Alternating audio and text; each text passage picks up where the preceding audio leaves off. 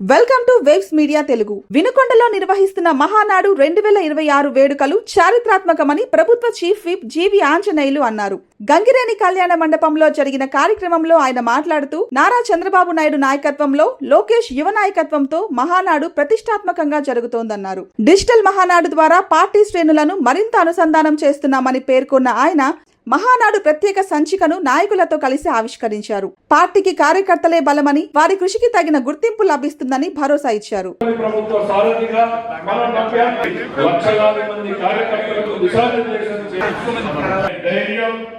మన కార్యకర్తలని ఎన్టీఆర్ గవర్నమెంట్ ని అరెస్టులు చేశారు. నిర్మాణ బాధ్యత మనకు అప్పచెప్పారు. ఎంతమంది పిల్లలుంటే ఇస్తామని కూడా నేను తెలియజేస్తున్నా. మహిళల వంటింటి కష్టాలు తగ్గించేందుకు మహిళల రక్షణకు అత్యంత ప్రాధాన్యత ఇస్తున్నాం. ఆడబిడ్డలపై అక్కడ కాన్సెప్ట్ ప్రారంభించాం. జిల్లా మొత్తం దీని మొదటి ప్రాజెక్టు యూనివర్సల్ హెల్త్ లక్ష్య హాస్పిటల్లో పెట్టాం. ముందరికి విజ్ఞప్తి చేస్తున్నా, పుష్కరం కంటే ముందు దానికి కట్టుబడి పనిచేస్తున్నాం. ఇప్పుడు మావిగా చేస్తున్నా.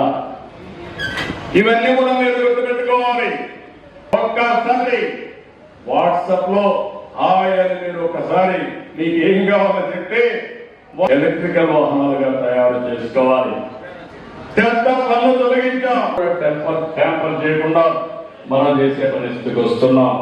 మనం పండించే ఉత్పత్తి చేసి అరటి అమ్మలేకపోతున్నాం. చేయాలి. అయితే ఇక్కడ మనం గుర్తుపెట్టుకోవాలి, ఇది క్రూయల్ మెంటాలిటీకి, నేర చరిత్రకి ఉదాహరణ. అందుకే రాష్ట్రాభివృద్ధిపై గొడ్డల వీటిలో జరిగిన నష్టాన్ని ప్రజలకు వివరించాలి. వివరిస్తూనే ఉండాలి. వాళ్ళ లైఫ్ని గుర్తు చేయాలి. పేదలకు కావాల్సింది పథకాలు, గొడ్డలి రేట్లు కాదు. యువతకు కావాల్సింది ఉద్యోగాలు, గొడ్డలి పోట్లు కాదు.